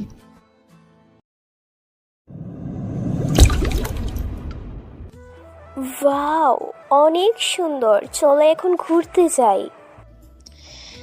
আকাশ ইরাকে নিয়ে বেরিয়ে পড়ে। অন্যদিকে রোজা এয়ারপোর্ট চলে আসে এবং আমেরিকায় আসার জন্য টিকিট কেটে নেয়। টিকিট কেটে প্লেনে উঠে বসে। কয়েক ঘন্টা পর আমেরিকায় এসে পৌঁছায়। এদিকে আকাশ ইরাকে নিয়ে পুরো বিকাল ঘুরিয়ে দেখাতে থাকে। রাতের বেলায় ওরা ডিনার করে বাসায় আসে। ইরা, তুমি গিয়ে ঘুমাও, আমি একটু বাহির হব। কি বলছো? রাত 11টা আর তুমি এখন বের হবে? হ্যাঁ, একটু যেতে হবে। তুমি চিন্তা করো না, রাত 2টার আগে ফিরে আসবো। ঠিক আছে, তবে সাবধানে যাবে কিন্তু। ঠিক আছে, সাবধানেই যাব। আকাশ বের হয়ে ও রাস্তায় চলে আসে। ওখানে এসে আসিফকে প্রশ্ন করে। আসিফ, তোমাকে যা বলেছি মনে আছে তো? জি স্যার, মনে আছে। আমাদের লোক ওকে ফলো করেছে। ও কোথায় থাকে তা জেনে গেছি। তাহলে চলো মেয়েটার কাছে যাই, ওকে এখানে উঠিয়ে নিয়ে আসি। বস, আপনি নিজে কি ওখানে যাবেন? হ্যাঁ, যাব তো, কারণ ওই মেয়েটার সাথে যদি আরো অনেক লোক থাকে তাহলে তো বুঝতেই পারছো। তাহলে চলেন বস। আকাশ ওদের নিয়ে রওনা দেয় হোটেলের দিকে। ওখানে এর লোকেরা তারা শুনে ওই মেয়েটার সব ডিটেলস বলে দেয়। ওরা ওই রুমের সামনে চলে আসে। দরজা খুলে ভিতরে ঢেকে আকাশ রোজাকে দেখতে পায়। রোজাকে দেখে কি বলবে আকাশ কিছুই বুঝতেছে না। এদিকে রোজা বলে ওঠে, আপনারা কারা? এখানে কেন এলে? তার আগে একটা কথা বল, তুই এখানে কেন এলি? আমি একজনকে ভালোবাসি, তার জন্যই আমি এখানে এসেছি। নাম কি তার? কোথায় থাকে? দেখুন, আমি এর চেয়ে বেশি কিছু জানি না। তোর বাবার নাম কি কিবরিয়া? আপনারা আমার বাবার নাম কি করে জানেন? যা বলছি তার উত্তর দে। কিন্তু আপনারা কে তা তো বলবেন। তা আপনার না জানলেও চলবে। আসিফ, চল তো এখান থেকে। বস, কোনো সমস্যা হয়েছে কি? আসতে বলছি, আস। ওরা ওখান থেকে চলে আসে। এদিকে আকাশ ভাবে, রোজা এখানে আবার কাকে ভালোবাসে? ও কার জন্য আসতে পারে তা তো আমাকে জানতেই হবে। এদিকে ওরা আস্তানায় চলে আসে। ওখানে এসে ওরা নিজেদের কাজ করতে থাকে। তখন আসিফ বলে, বস, এটা তো ওই মেয়েটাই ছিল, তাহলে ছেড়ে দিলেন যে? ওই মেয়েটা বাংলাদেশে থাকে। ওখানে একটা ভার্সিটিতে ছোটোখাটো মাস্তানি করে বেড়ায়, কিন্তু এখানে কাউকে মারতে আসবে এত সাহস হবে না। মেয়েটা বলেছিল কাউকে ভালোবাসে। তাহলে কে হতে পারে যে ওকে ভালোবাসে? আচ্ছা, তোরা যে যার বাসায় চলে যা। আসিফ, কাল একটা অপারেশন আছে, রাতে চলে আসিস। ওকে বস। আকাশ চলে আসে ওর বাসায়। ওখানে এসে আকাশ ওর রুমে চলে আসে। ওখানে এসে আকাশ দেখে ইরা আকাশের রুমে শুয়ে আছে। ঘুমন্ত অবস্থায় ইরার চেহারাটা অনেক মায়াবী লাগছিল। আকাশ ওখান থেকেই বারান্দায় গিয়ে শুয়ে পড়ে। পরের দিন সকালে ইরা ঘুম থেকে উঠে বারান্দায় গিয়ে দেখে আকাশ ওখানে শুয়ে আছে। তাই একটু অবাক হয়, কিন্তু এর চেয়ে বেশি অবাক হয় আকাশ ইরাকে একবারও ডাকলো না সেজন্য। তাই ইরা আকাশের কাছে যায়। ইরা আকাশের বুকে হাত দিয়ে ডাকতে গেলে আকাশ ইরা হাত ধরে বুকের সাথে মিশিয়ে রাখে। এতে ইরা অনেক সাবধানে হাত ছাড়ানোর ব্যবস্থা করে, কিন্তু তাতে কোনো লাভ হলো না। কিছুক্ষণ পর সূর্যের আলো পড়ে আকাশের ঘুম ভেঙে যায়। ঘুম থেকে উঠে আকাশ দেখে ইরার হাত ও ধরে রেখেছে, তাই তাড়াতাড়ি করে ছেড়ে দেয়। আমি বুঝতে পারিনি। কোনো ব্যাপার না, তুমি এখানে কেন ঘুমিয়েছো? কি করব, এসে দেখি তুমি শুয়ে আছো, তাই ভাবলাম তোমাকে ঘুম থেকে জাগানোটা ঠিক হবে না, তাই আমি বারান্দায় ঘুমিয়ে পড়েছি। কিন্তু তুমি এখানে কেন আসতে গেলে? আমি তো ঘুম থেকে উঠে ভেবেছিলাম একটু বারান্দায় আসি, তাই এখানে এসে দেখলাম তুমি শুয়ে আছো, তাই তোমাকে ডাকতে গেলাম। অমনি তুমি আমার হাত। আচ্ছা, তুমি ফ্রেশ হয়ে নাও, তোমাকে আমার ভার্সিটিতে নিয়ে যাব। সত্যি?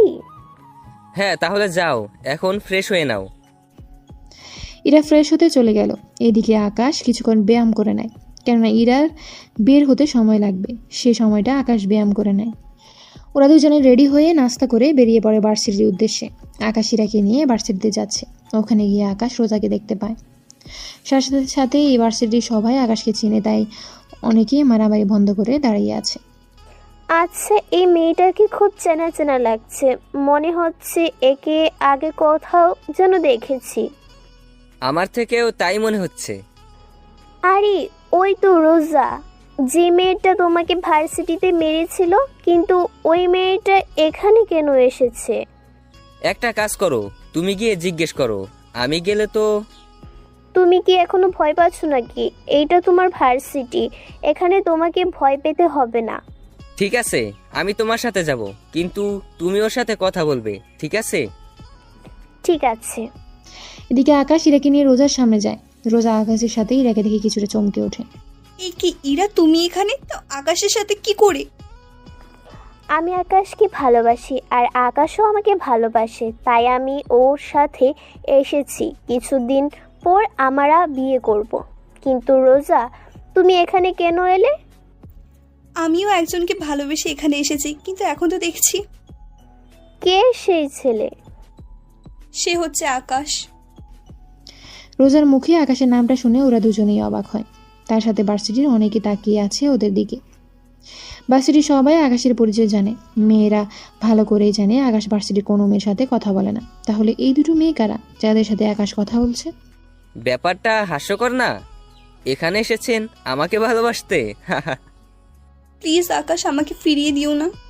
দেখুন, আপনি ভালো করেই জানেন আমি ইরাকে ভালোবাসি, তাহলে কি করে বলতে পারছেন আপনি আমাকে ভালোবাসেন?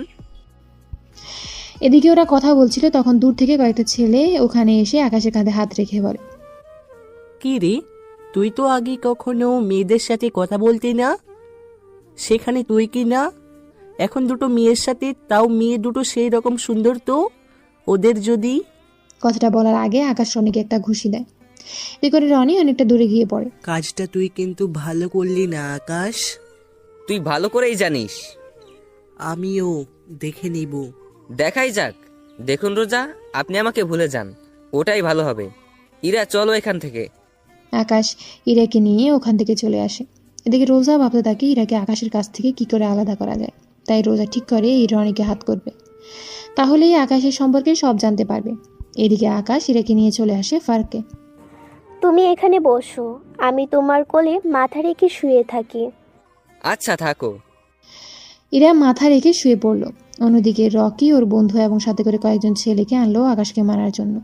ওরা পেছন থেকে আকাশকে মারতে আসে, কিন্তু তখন ভাগ্য ভালো আকাশ ছবি তুলছিল, তাই পেছনের মানুষটাকে আকাশ দেখতে পায়।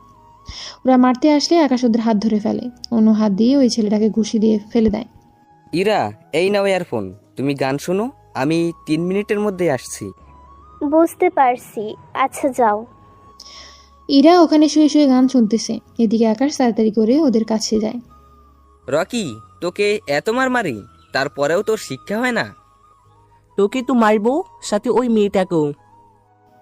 ওরা যেই আকাশকে মারতে আসবে, আকাশ পায়ের বুট থেকে বন্দুক বের করে ওদের গুলি করতে থাকে। অনেকে পালিয়ে যাওয়ার সময় পায়ে গুলি লাগে। আকাশ রকিকে অনেক বুঝিয়ে ওখান থেকে পাঠিয়ে দেয়, কেননা আকাশ এখানে কোনো গন্ডগোল চায় না। আর এতক্ষণ ওদের মধ্যে যে মারামারি হয়েছিল তাকে একজন ভিডিও রেকর্ড করছিল, সে হচ্ছে রোজা। রোজা এতক্ষণ ধরে ওদের ভিডিও করছিল, কেননা রকির সাথে আকাশের শত্রুতা কী তা রোজা ভেবে নেয়, রকি থেকে জেনে নেবে। কিছুক্ষণ পরে আকাশ ইরার কাছে আসে।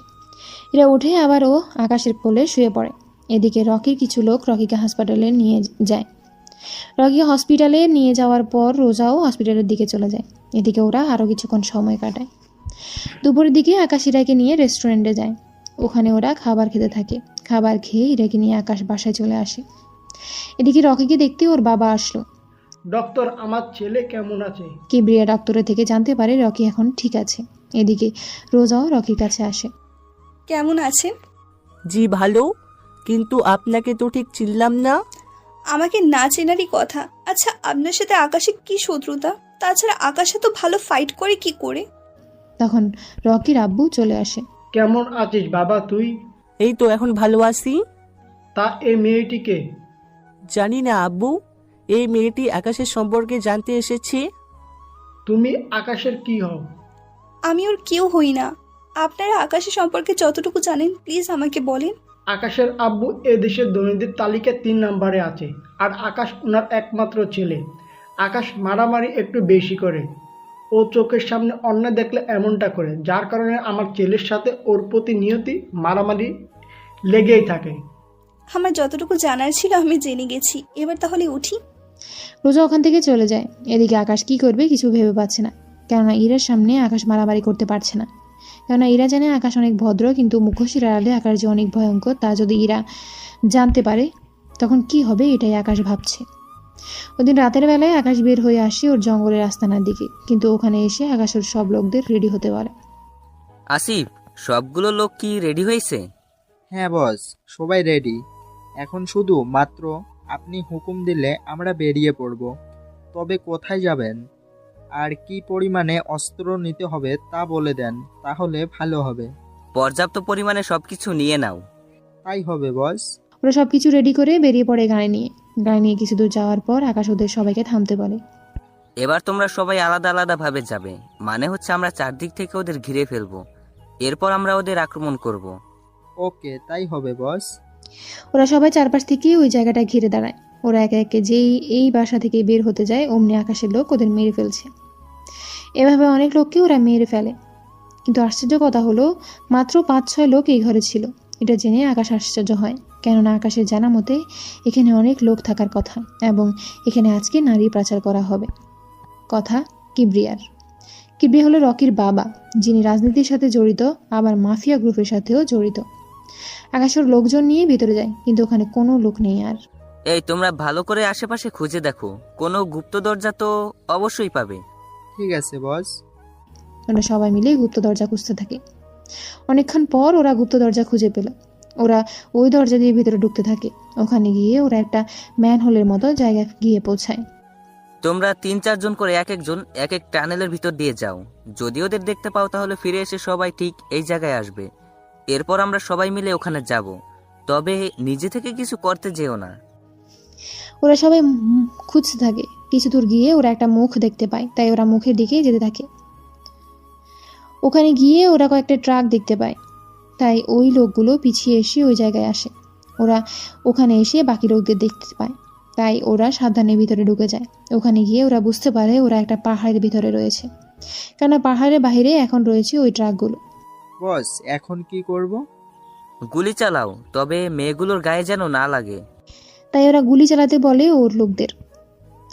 অন্ধকার রে আকাশের লোক ভালো দেখতেই পাচ্ছিল, কারণ পাহাড়ের বাইরে গাড়িগুলোর কাছে আলো ছিল। টানেলের ভিতরে থাকা লাইটগুলো তার ওরা কেটে দেয়, এতে করে ভেতরে অন্ধকার। আকাশ ওর লোকদের নিয়ে আস্তে আস্তে ভেতর দিয়ে শুয়ে শুয়ে সামনে এগোচ্ছে। অনেকটা পথ ওরা যেতে যেতে অনেক লোককে মেরে ফেলে। তাহলে ওদের যেহেতু মারা শেষ, তাহলে গাড়ির দরজা খুলে দাও। ওরা দরজা খুলে ভেতরে অনেক মেয়েকে দেখতে পায়, তাই একে একে সবাইকে বের করে নেয়। ওরা অনেক ভয়ে ছিল। এদিকে ওদের নিয়ে আকাশ পুলিশ স্টেশনের সামনে নামিয়ে দিয়ে আকাশ চলে যায়। এদিকে মেয়েগুলো ভেতরে গিয়ে ওদের ঠিকানা দিয়ে দেয়, এতে করে সকাল হলেই ওদের বাড়িতেই পৌঁছানোর ব্যবস্থা করবে। ওদের সব ব্যবস্থা করে আকাশ বাসায় চলে আসে। আজকে ওইরা আকাশের রুমে শুয়ে আছে, তাই আকাশও বারান্দায় গিয়ে শুয়ে পড়ে। সকালে আকাশ উঠে ফ্রেশ হয়ে নেয়। এদিকে আকাশ দেখে ইরা এখনো ঘুমাচ্ছে, কারণ তখন সকাল 7টা বাজে, তাই ইরাকে না জাগিয়ে আকাশ বের হয়ে আসে। আম্মু, আমাকে নাস্তা দাও। কিরে, তুই আজকে এত তাড়াতাড়ি উঠে গেলি কেন? ঘুম আসছিল না, এখন খেতে দাও। ইরাকে আসার সময় নিয়ে আসতি। এখন মাত্র 7টা বাজে, তুমি আমাকে খেতে দাও, আমি একটু বাইরে যাব। ও আসতে আসতে আমি ফিরে আসব। আকাশ নাস্তা করে বেরিয়ে পড়ে। আকাশ পথে যেতে যেতে রোজাকে দেখতে পায়, কেননা রোজা আগে থেকে ওখানে ছিল, তাই আকাশ গাড়ি থামিয়ে রোজার কাছে যায়। রোজা, আপনি এখানে কেন? আর পথ আটকিয়ে কেন দাঁড়িয়ে আছেন? তার আগে এটা বল, আমি সবসময় একজন ভদ্র ছেলেকে বিয়ে করতে চেয়েছিলাম, কিন্তু এখানে এসে জানতে পারলাম তুই মোটেও ভদ্র না, সারাক্ষণ মারামারি করিস। যদি এই কথা ইরা জানতে পারে তাহলে কি হবে ভেবে দেখেছিস? যা হওয়ার পরে হবে, কিন্তু ইরাকে জানিয়ে তোর লাভ কি? লাভ তো আমারই হবে, কারণ ইরা তোর জীবন থেকে চলে গেলে আমি তোর জীবনে এন্ট্রি নিব। তোর সাহস তো কম না, তোকে তো আমি। দেখ, আমার সময় যাচ্ছে, তাই আমার সামনে থেকে সর। যেখানে যাবার যেতে পারিস। আমি পার্কের ভিতর মারামারি করার সময় ভিডিও করে নিয়েছি, এই ভিডিওটা যদি ইরা দেখে তাহলে? সেই সুযোগ তুই কখনো পাবি না, তাই এখন রাস্তা থেকে সরে দাঁড়া। আকাশের চোখের দিকে তাকিয়ে রোজা ভয় পেয়ে যায়, তাই তাই ওখান থেকে সরে যেতে আকাশ গাড়ি নিয়ে চলে আসে। 1 ঘন্টা পর আকাশ ফিরে আসে বাড়িতে এসে ইরার মাথার পাশে একটা প্যাকেট রেখে যায়। ইরা ঘুম থেকে উঠে প্যাকেটটা দেখতে পায়, তাই প্যাকেটটা নিয়ে ওয়াশরুমের ভিতরে চলে যায়। ওখানে ইরা প্যাকেটের মধ্যে শাড়ি দেখতে পায়, তাই ওই শাড়িটা পরে নিচে নেমে আসে একেবারে তৈরি হয়ে। ইরা নিচে নেমে আসতেছে আর আকাশ ইরার দিকে তাকিয়ে আছে, কেননা ইরাকে দেখে মনে হচ্ছে আসমান থেকে পরে নেমে এসেছে, কেননা এতটাই সুন্দর লাগছিল যে বলার বাহিরে। কি দেখছো মন করে? তোমাকে দেখছি, অনেক সুন্দর লাগছে তোমাকে। আগে কি দেখতে খারাপ লেগেছে নাকি? না, কিন্তু আজকে অনেক বেশি সুন্দর লাগছে তোমাকে। তাহলে চলো নাস্তা করে বেরিয়ে পড়ি, আজকে যাব সমুদ্র দেখতে। সত্যি? তাহলে চলো চলো। নাস্তা তো করে যাবে? পরে করব, আগে চলো। ওরা বেরিয়ে পড়ে সমুদ্র দেখার জন্য। ওরা ওখানে অনেকটা সময় কাটায়, দুজনে পাশাপাশি হাঁটা, বসে থাকা, একসাথে খাবার খাওয়া। ওরা দুজনেই অনেক মজা করে ওখানে। মাঝে মাঝে ইরা আকাশের কোলে ওঠার জন্য বায়না করে, তাই আকাশও ইরাকে কোলে নিয়ে বালুর উপর দিয়ে হাঁটে। ওরা কোথাও বসলে ইরা আকাশের কাঁধে মাথা রাখে, এতে করে ইরা অনেক শান্তি পায়, তার সাথে আকাশও। ওরা ওখানে একসাথে গোসলও করে, কেননা আসার সময় আকাশ বাড়তি পোশাক নিয়ে এসেছে, কেননা পানিতে ওরা গোসল করবে সেই জন্য। ইরা ও আকাশ দুজনে পোশাক চেঞ্জ করে পানিতে নামে। ওরা দুজনকে পানি দিয়ে ভিজিয়ে দেয়, এতে করে একজন আরেকজনের কাছে জড়িয়ে ধরে পানিতে পড়ে যায়। এভাবে ওরা সময় কাটায়। ওরা সময় কাটানো শেষ হয়ে গেলে দুজনে ড্রেস চেঞ্জ করে নেয়। ওরা গাড়িতে উঠে বাড়ির দিকে রওনা দেয়। বাড়িতে এসে আকাশ ও ইরা দেখে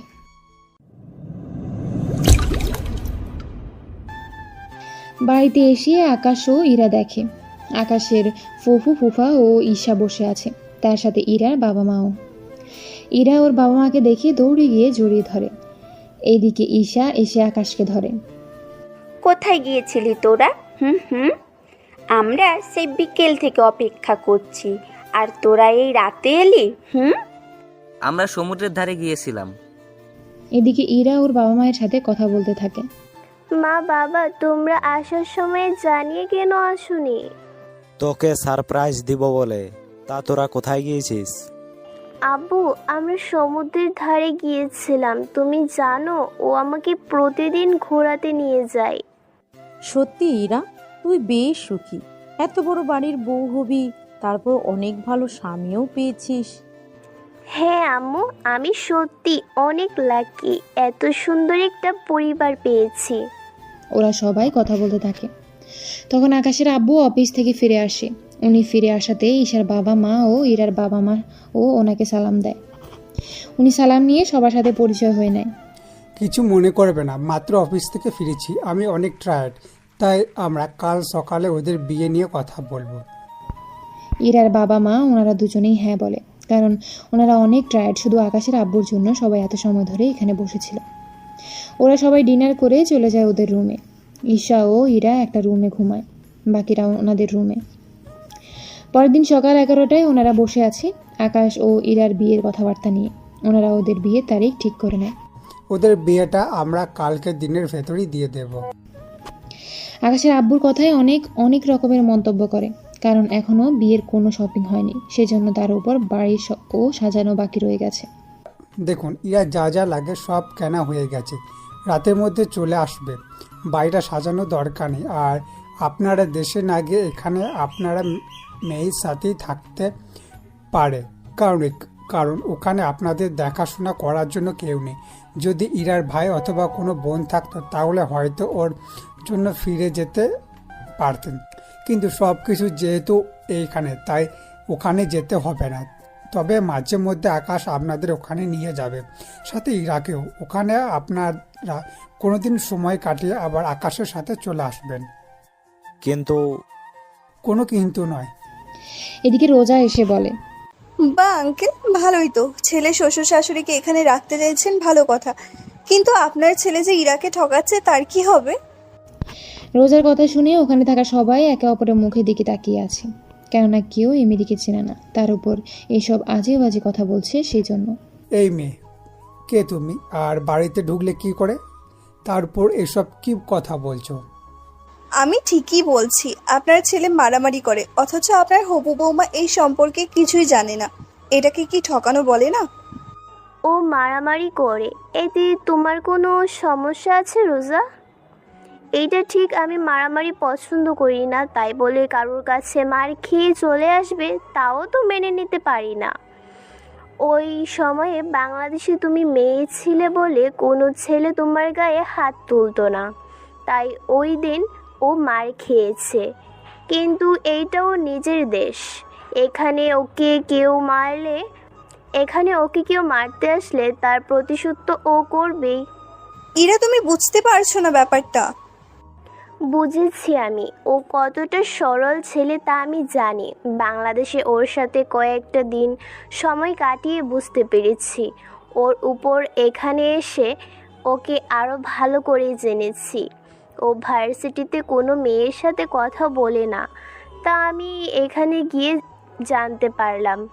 দেখো, নিজের অন্তরক্ষার মারামারি করলে কোনো সমস্যা নেই, তাই তুমি যা পাওয়ার জন্য এখানে এসেছো তা তুমি কখনোই পাবে না। না পেলে জোর করে নিব আমি। কাল আকাশের বিয়ে, তাই সময় পাবেন না। দেখা যাক। রোজা ওখান থেকে চলে যায়। এদিকে রোজা যাওয়ার পর সবাই একের পর প্রশ্ন করেই চলেছে ইরাকে। এরা সবার প্রশ্নের উপর দিতে থাকে। সবাই পরে সবটা বুঝতে পারে। এদিকে ওই দিন থেকে ওদের বিয়ের কার্যক্রম শুরু হতে থাকে। এদিকে রোজা রকির সাথে হাত মিলিয়ে নেয় ইরাকে বাড়ি থেকে উঠিয়ে নেওয়ার জন্য, যাতে করে এই বিয়েটা না হয়। এদিকে রনিও প্রতিশোধের জন্য রাজি হয়ে যায়। ওই দিন রাতে রকির ওর লোকজন নিয়ে ইরাকে বাড়ির সামনে থেকে কৌশলে উঠিয়ে নিয়ে গিয়ে আটকিয়ে রাখে। এদিকে ইরা তো বুঝতে পারছে না কেন ওকে এখানে আনা হলো। ইরাকে একটা গোডাউনে এনে রাখা হলো। তার উপর রকির বাবার তো লোকজন আছে। রকির বাবাও মাফিয়া হওয়ায় অনেক লোক আছে, এতে করে সুবিধাই হয়েছে। এদিকে রোজা ইরার মোবাইল দিয়ে আকাশকে কল দেয়। কেমন আছো আকাশ? এই কি ইরা, তোমার কণ্ঠ এমন দেখাচ্ছে কেন? কারণ আমি রোজা, সেজন্য। মানে ইরার ফোন তোমার কাছে কেন? তার মানে তুই ইরাকে... একদম ঠিক ধরেছিস, আমি ইরাকে কিডন্যাপ করেছি। ওদের একটা শর্তে ছেড়ে দিব, যদি তুই আমাকে বিয়ে করিস। তা কখনোই সম্ভব না। তাহলে যে ইরাকে হারাতে হবে। আমি রাজি, তবে ইরাকেও ওখানে উপস্থিত থাকতে হবে। তাহলে তো আরো ইন্টারেস্টিং হবে। প্রেমিক তার প্রেমিকাকে অন্য কারোর সাথে বিয়ে হতে দেখবে। এই নিয়ে একটা জায়গা নোট কর। এদিকে আকাশ জায়গার নামটা চেনা চেনা লাগছে, কেননা এই জায়গায় কিবরিয়ার আস্তানা। তাই আকাশ ভাবে, তার মানে রোজার সাথে কিবরিয়া ও রকি, ওরা তিনজনেই হাত মিলিয়েছে। কিন্তু ওরা রোজার উপকার করে ওদের কি লাভ হবে? এদিকে কেউ জানে না এরা যে নিখোঁজ। তাই আকাশ বাড়ি থেকে বের হয়ে ঈশাকে কল দিয়ে জানিয়ে দেয় আকাশ ইরাকে নিয়ে একটু ঘুরতে গিয়েছে, রাত 3-4টার ভিতরে চলে আসবে। ঈশা ওর এবং ইরার বাবা মাকে কথাটা বলে দেয়, যাতে করে ওরা ইরা যে নিখোঁজ হয়েছে তা না জানে। আকাশ গাড়ি নিয়ে ওর আস্তানায় চলে আসে। ওখানে এসে ওর যতজন লোক আছে সবাইকে নিয়ে বেরিয়ে পড়ে কিবরিয়ার রাস্তার দিকে। ওখানে চারপাশে আকাশ ওর লোকদের রেখে শুধুমাত্র আসিফকে নিয়ে ভেতরে যায়। ওখানে কিংকে দেখে কিবরিয়া অবাক হয়ে যায়, কেননা কিং কখনো এখানে আসেনি, কিন্তু আজকে আসাতে কিবরিয়া অবাক হয়। আরে কিং, আপনি এখানে, তাও আবার আমার মতো মাফিয়ার কাছে? আমি এখানে কথা বলতে আসিনি, এখানে একটা মেয়েকে আটকিয়ে রাখা হয়েছে, আমি ওই মেয়েটিকে নিয়ে যেতে এসেছি। এ কি করে সম্ভব কিং?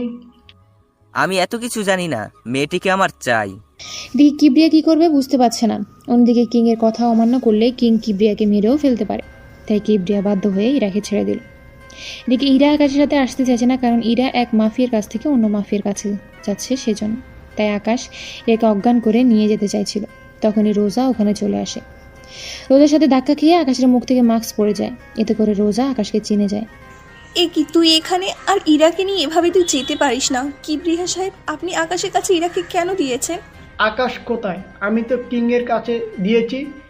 ও কিং নয়, ও আকাশ, আর ওকে আমার বিয়ে করার কথা ছিল, কিন্তু কি করলেন? ওকে এত তাড়াতাড়ি ছেড়ে দিলেন। কি? ও তাহলে কিং নয়, কিন্তু তাহলে কিং এর ডানাত আসিফ এই ছেলেটার সাথে কেন? কারণ আমি কিং, আবার আমি আকাশ। কি? তার মানে তুই এতদিন সবাইকে বোকা বানিয়েছিস? কথাটা বলে ওরা গুলি করতে থাকে। এদিকে আকাশের থাকা লোকগুলো গুলি করতে থাকে। আকাশ ইরাকে নিয়ে ওখান থেকে বের হয়ে গাড়িতে এনে রাখে এবং ওদের বলে দেয় ইরাকে যেন কেউ ওখান থেকে নিয়ে না যেতে পারে। ইরাকে ওখানে রেখে আকাশ ভিতরে যায় এবং ওখানে একের পর এক লোকদের মারতে থাকে। ওদের মারা শেষ হলে কিবরিয়া ও রকি ও রোজা বাকি আছে, তাই আকাশ ওদের সামনে যায়। দেখুন মিস্টার কিবরিয়া, আপনাদের ইচ্ছে করলে মেরে ফেলতে পারতাম, কিন্তু মারবো না। আমি চাই আপনাদের একটা সুযোগ দিতে। বাকি রইল রোজা। দেখো রোজা, জোর করে কখনো ভালোবাসা হয় না, তাই আমাকে ভুলে যাও। কথাগুলো বলে আকাশ ওখান থেকে আসতে যাবে, তখন রকি রোজাকে গুলি করে। আকাশ পেছনে তাকিয়ে রোজার এই অবস্থা দেখে। রকি ওর বাবাকে আকাশের লোক গুলি করে মেরে ফেলে। আকাশ ওখান থেকে বের হয়ে চলে আসে। ইরাকে নিয়ে আকাশ বাড়িতে আসে। কেউ কিছু জিজ্ঞেস করলে আকাশ বলে দেয় ইরা ঘুমিয়ে পড়েছে। পরের দিন সকালে ইরা ঘুম থেকে আকাশকে দেখে তাই দৌড়ে এসে জড়িয়ে ধরে। এদিকে দুপুরের দিকে আকাশ ও ইরার বিয়ে হয়ে যায়। রাতে যখন ইরাকে আকাশের রুমে বসানো হলো, তখন আকাশ ইরাকে বলে, ইরা, তোমাকে একটা কথা বলার ছিল। আমি জানি কি বলবেন, ওই রাতের কিং তুমি ছিলে তাই না? তুমি কি করে জানো? যখন আমাকে অজ্ঞান করেন তখন আমি তোমার আঙ্গুলে আংটি দেখি, ওই আংটি দেখে। কথা দাও, আমাকে কখনো ছেড়ে যাবে না। কথা দিলাম, তবে তোমাকে ওই পথ ছেড়ে দিতে হবে। তোমার জন্য সব ছেড়ে দিব। এরপর ওরা দুজন হারিয়ে যায় ভালোবাসায়, যেখানে কোনো মাফিয়া থাকবে না, থাকবে শুধু ভালোবাসা। গল্পটা কেমন হয়েছে তা অবশ্যই কমেন্ট করে জানাবেন। গল্পের শেষটা অনেকের পছন্দ হবে, আবার অনেকের পছন্দ হবে না, এটাই স্বাভাবিক। তাই সবার পছন্দ মতো গল্প শেষ করা সম্ভব না। তাই সবাই ভালো থাকবেন। ধন্যবাদ।